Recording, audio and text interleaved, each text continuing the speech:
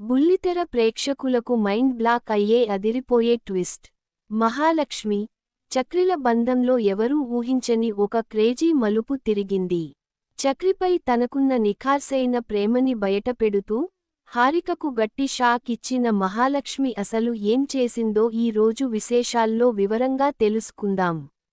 ఎక్కడా వీడియోని స్కిప్ చేయకుండా చివరి వరకు చూస్తేనే ఈ కథలోని అసలు ట్విస్ట్ ఏంటో మీకు పూర్తిగా అర్థమవుతుంది.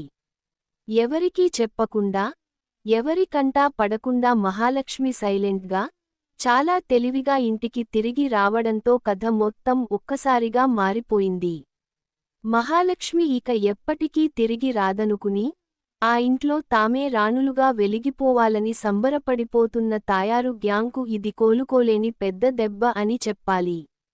ముఖం మీద కొట్టినట్టుగా చాలా చక్కగా ఇంటికి తిరిగి వచ్చి, నా ఇంట్లో నేను కాక ఇంకెవరు ఉంటారు? నా ఇంట్లోకి రావడానికి నాకెవరి పర్మిషన్ అవసరం లేదు అంటూ మహాలక్ష్మి గంభీరంగా, ప్రస్ఫుటంగా మాట్లాడేసరికి తాయారు ముఖం అడ్డంగా మాడిపోయింది. ఇక మహాలక్ష్మి మాటల పదును చూసి తాయారు ఏమీ మాట్లాడలేక తోక ముడుచుకొని అక్కడి నుంచి వెళ్ళిపోయింది. అదే సమయంలో ఊరి ముత్తైదువులు వచ్చి మహాలక్ష్మికి చక్కగా బొట్టు పెట్టి పేరంటానికి పిలిచారు. లక్ష్మి కూడా ఎంతో సంతోషంగా పేరంటానికి వెళ్ళొచ్చింది. ఇదంతా చూస్తున్న ఇంట్లోని వారంతా అసలు ఏం జరుగుతుందో అర్థం కాక అలా షాక్ అయి కూర్చుండిపోయారు. అసలు ఎప్పుడు వచ్చింది? ఎప్పుడు వీళ్లందరికీ సమాధానం చెప్పడానికి బయటికి వచ్చింది అని మాధవ్ ఆశ్చర్యపోతుంటే, ఇంటికి మెయిన్ డోరే కాకుండా దొడ్డి దారి కూడా ఉంది కదా నాన్నా, మర్చిపోతే ఎలా? అంటూ మహాలక్ష్మి తన తెలివిని ప్రదర్శిస్తుంది. అక్కడ జరుగుతున్న రచ్చ అంతా చూసి లోపలి నుంచి సమాధానం చెప్పడమే కరెక్ట్ అనిపించి అలా వచ్చానని, ఈ ఇంటి ఆడపిల్లగా తన మాటను అందరూ స్ట్రాంగ్గా వినాలనే ఇలా చేశానని చెప్పడంతో మాధవ్ ఎంతో మురిసిపోతాడు. ఇక ఇక్కడే అసలు ట్విస్ట్ మొదలైంది.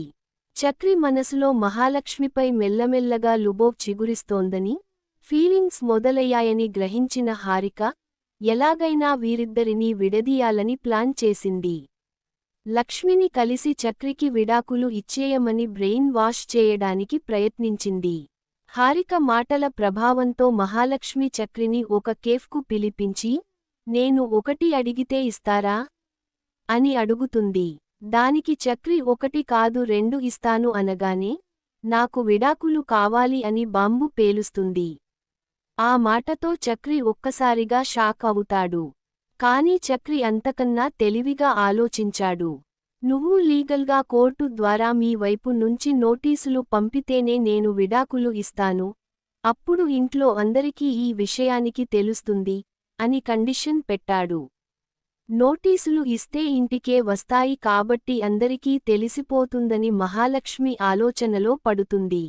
తన కోసం చెప్పులు అరిగిపోయేలా తిరిగిన చక్రి, విడాకులు అనగానే ఎందుకు ఒప్పుకున్నాడా అని పిచ్చిగా ఆలోచిస్తూ లక్ష్మి నిద్రపోతుంది.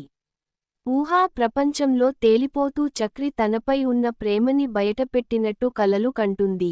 ఆఫీస్కు వెళ్ళినా కూడా హారిక అన్న మాటలు, చక్రి ప్రవర్తనే గుర్తొస్తూ ఉంటాయి. ఆ క్రమంలోనే చక్రి మీద తనకి కూడా ఫీలింగ్స్ స్టార్ట్ అయ్యాయనే నిజాన్ని మహాలక్ష్మి గ్రహిస్తుంది. వెంటనే చక్రికి ఫోన్ చేసి కలవాలని చెప్పి, సాయంత్రం ఆఫీస్ నుంచి ఇద్దరూ కలిసి నడుచుకుంటూ వస్తూ మాట్లాడుకుంటారు. చక్రి తన మనసులోని ప్రేమని, లక్ష్మి దూరం అవుతుంటే తను ఎంత నరకం అనుభవిస్తున్నాడో క్లియర్గా చెప్పేసరికి లక్ష్మి మనసు పూర్తిగా కరిగిపోతుంది. విడాకులు కాకుండా, మా విడాకులు, కలిసి ఉండటం, ఎలా చేసుకోవాలో ఆలోచిస్తాను అనడంతో చక్రి ఆనందానికి అవధులు లేకుండా పోతాయి. మహాలక్ష్మి ఇంకా విడాకులు తీసుకోకుండా చక్రికి దగ్గరవుతోందని తెలుసుకున్న హారిక తర్వాతి రోజు నేరుగా లక్ష్మి దగ్గరకు వస్తుంది. నువ్వు అర్జెంట్గా విడాకులు తీసుకోమని చెప్తే ఇంకా ఏం ఆలోచిస్తున్నావు? అంటూ చక్రి గురించి చాలా తప్పుగా మాట్లాడటం ప్రారంభించింది. చక్రి నిన్ను వాడుకుని వదిలేస్తాడు, వాడు నమ్మకద్రోహి.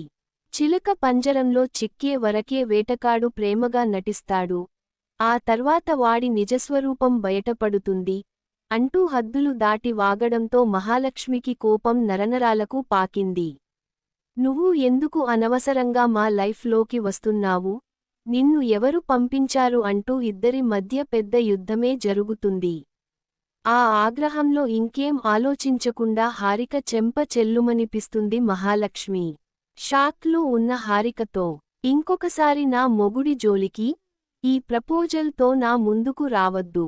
ఈ జన్మకి, ఈ జీవితానికి చక్రినే నా భర్త. జీవితాంతం నేను చక్రి భార్యగానే ఉండిపోతాను. మా మధ్య శారీరక బంధం ఉన్నా లేకపోయినా, మేమిద్దరం ఒక్కటి అవ్వకపోయినా పర్వాలేదు కానీ చక్రి భార్యగానే ఈ మొత్తం జీవితాన్ని గడిపేస్తాను. నా నిర్ణయం ఫిక్స్ అంటూ క్లియర్ కట్గా వార్నింగ్ ఇస్తుంది. ఈ మాటలన్నీ చాటుగా విన్న చక్రి మనసు ఎంతో సంతోషంతో నిండిపోతుంది. ఇక అప్పటి నుంచి ఈ ఇద్దరి లవ్ స్టోరీ సరికొత్త దారి తీసుకుంది. ఇంట్లో వాళ్ళందరూ వీళ్ళిద్దరికీ అస్సలు పడదు అనుకుంటూ ఉంటే, వీరు మాత్రం చాలా తెలివిగా తమ ప్రేమని బిల్డ్ చేసుకోవడం సూతతో చేశారు. ఇంట్లో అందరి ముందేమో శత్రువుల్లా నటిస్తూ, అర్ధరాత్రి పూట అందరూ పడుకున్నాక పెరట్లో గట్టు మీద కూర్చుని, ఒకరి భుజంపై ఒకరు తలవాల్చుకుని ముచ్చట్లు చెప్పుకోవడం మొదలుపెట్టారు. ఒక రాత్రి మాధవ్ నిద్రలేచి చూసేసరికి చక్రి, మహాలక్ష్మి ఇద్దరూ గదుల్లో లేకపోవడంతో కంగారుపడి బయటకు వస్తాడు.